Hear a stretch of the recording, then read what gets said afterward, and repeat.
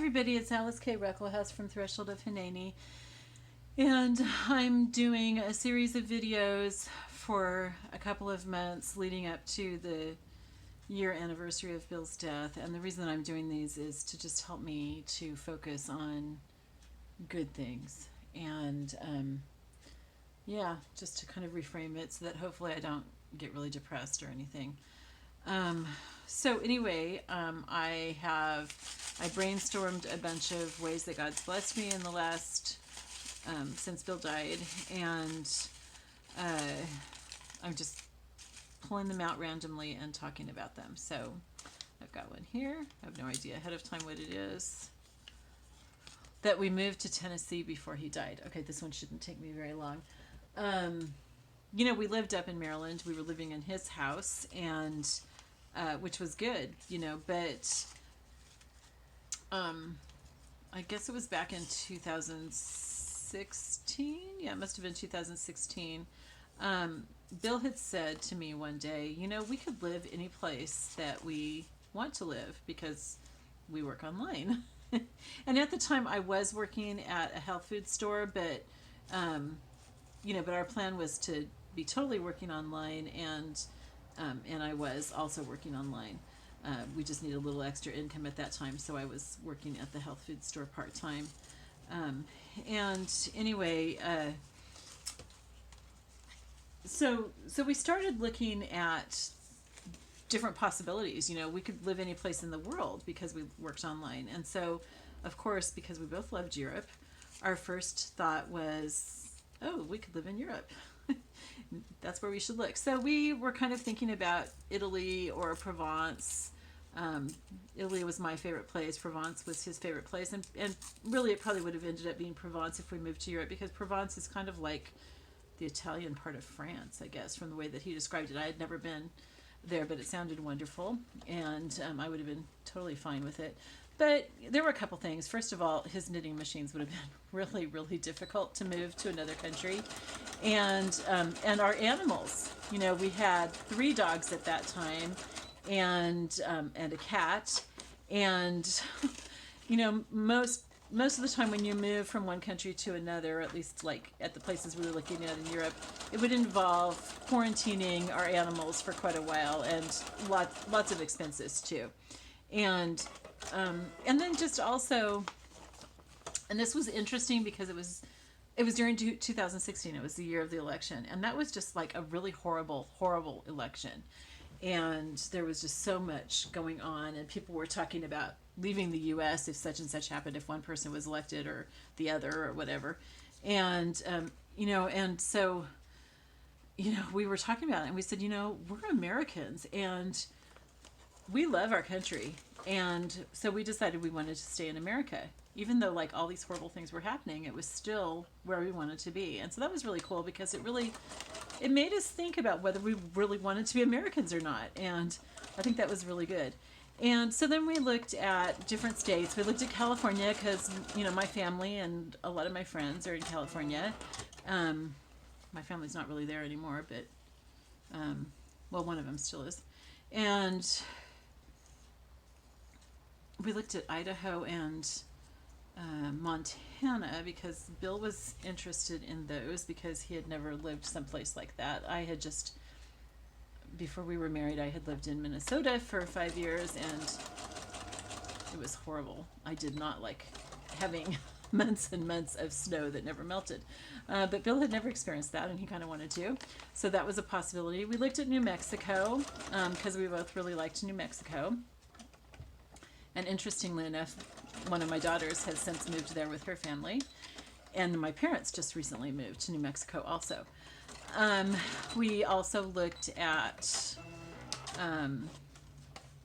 other places on the Eastern Shore. We really were interested in buying a house in Betterton, but it ended up having a lot of problems, and it just wasn't realistic for us. And where else did we think about? We weren't really thinking about Tennessee. I was, because I love East Tennessee, but the thing is that Bill loved me so much and he spoiled me so much that I knew that if I said I wanted to move here, that he just would have said, okay, that's where we're moving, because he just loved to do things for me, and I didn't want him to I wanted it to be both of our decisions and not just mine. And so I didn't say anything about wanting to move here to East Tennessee. And we came down here to pack up my house. First of all, to check it out. I hadn't been here in 5 years, and so we wanted to, see what kind of condition it was in. I had been letting some people live here. And so we came, and then we were packing up my stuff, getting rid of a lot of it, getting rid of most of it, to the thrift store, or giving it to people who particularly wanted it. And, because, he had plenty of stuff up there, so there was no point in bringing all my stuff up there. And the first time that we were here, I took him up to Bald River Falls, and he just absolutely loved it. That ended up being like his favorite place here.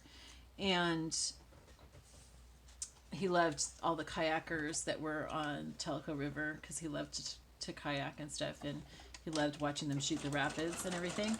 And so anyway, at one point, I came home from work one night, and Bill said that he realized that East Tennessee would give us the most bang for our buck, because East Tennessee has one of the lower costs of living in the United States. It's a very poverty-stricken area, and since we worked online, we were going to make the same amount of money regardless of where we lived. So it would go farther if we lived in East Tennessee. And I was like, and he was just like, well, how would you feel about moving back to East Tennessee? And I was like, are you kidding? I would love it. And so the decision was made. And I don't remember exactly when that was that we realized that. But then we decided, well, let's look into, like, what kind of houses would be available to us, of like what we're looking for, because we wanted something that was, we really either wanted to be in a very, very small town. At the time, we were in a village of less than 400 people, and we liked that. Or we wanted to be like, way out in the country by ourselves, but we also wanted to be where we could have a shop eventually.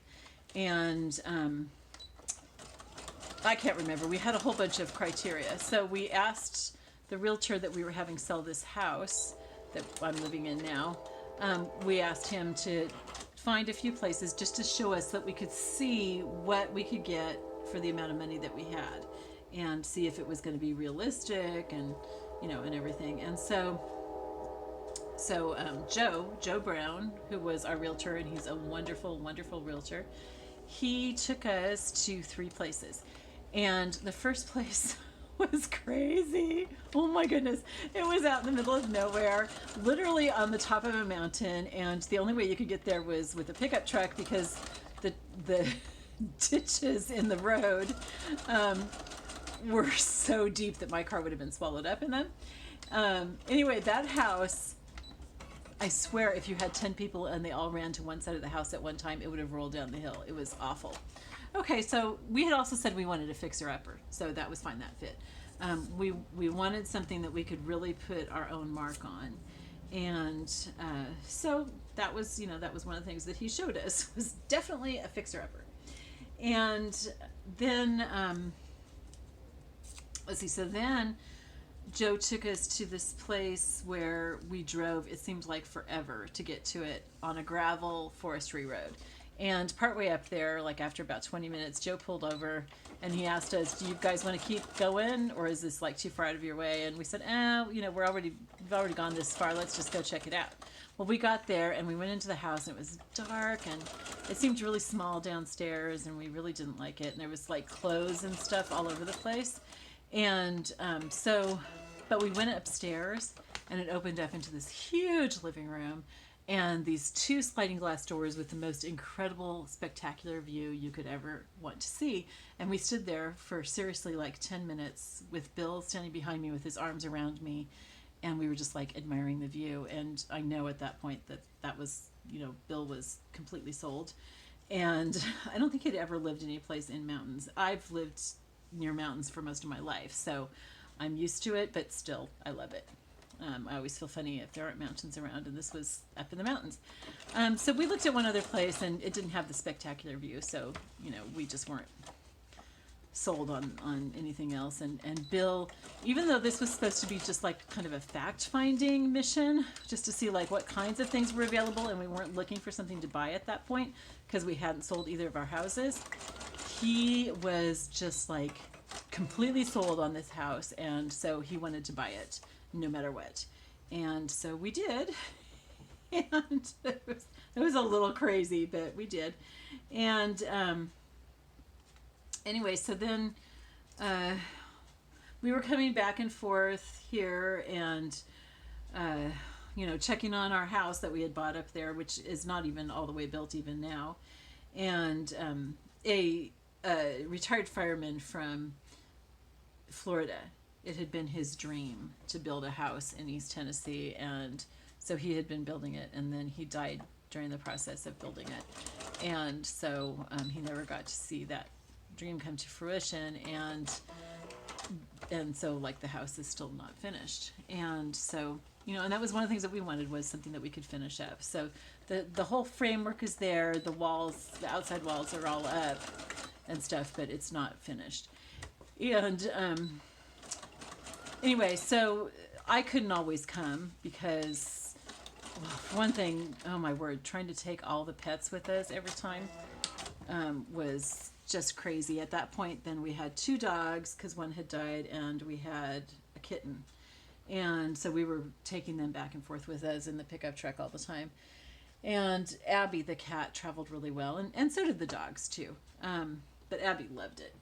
And so, so that, and then also, I had to work. I had a part-time job, so I was working, and I couldn't always take the time off. And so Bill was making trips down here by himself quite a bit. And so we started talking about, well, let's just move to the house in Sweetwater while we work on the house up in the mountains, and that way we're closer to it and we can work on it more and everything. So we finally decided, because there was going to be there was a total eclipse of the sun in August. We decided to move down in time to be able to see that. Bill especially wanted to see it. I was kind of interested, but it wasn't a huge big deal to me. But when it actually happened, it was a huge deal, and I loved it. I was so glad that I was here for it. So we moved down just a couple days before the eclipse in August, and I think it was like August 19th or something was when we moved. And so we were here. So the reason why that is such a blessing is because I'm in my house that I owned, and so it's free and clear that this is my house. There's no doubts about that or anything. And, I don't have to go through probate court or anything like that for the house that I'm living in. And just, this is a place that I'm familiar with. I have friends here and everything. There are just so many ways that being here in East Tennessee is a real blessing. I loved the Eastern Shore, but it wasn't my home. And so I am like really, really glad that we moved down here. Also, it's less expensive here, a lot less expensive than the Eastern Shore was. And so I'm also grateful for that, because being by myself, I don't get Bill's Social Security. I know everybody thinks that, if your husband's getting Social Security and he dies, you're going to get it. You don't. I'm too young. And so I don't get it. But that's one of the ways that God has provided for me, is by having me in a place that's inexpensive to live. And so that's been a real blessing. And so, and I've got, a church that I was already familiar with and stuff that I'm going to. So there's a lot of reasons why this, why having already moved here is just really good for me. And there are a couple of disadvantages, but they are far outweighed by the advantages. So that was a blessing. So anyway, I got through this whole thing without crying, you guys. That's pretty good. Thank you for listening. Thank you for being here with me while I'm sharing these things. I really appreciate it. It means a lot to me. I hope that you're being blessed by it too. I hope that you're seeing how, if you're in a difficult situation now, or you will be in the future, we all go through stuff.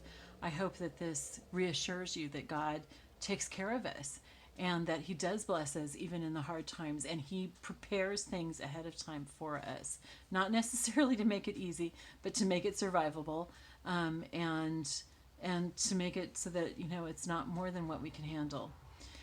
Anyway, I love you all. I will talk to you later. Let's pray for each other. Okay, bye bye.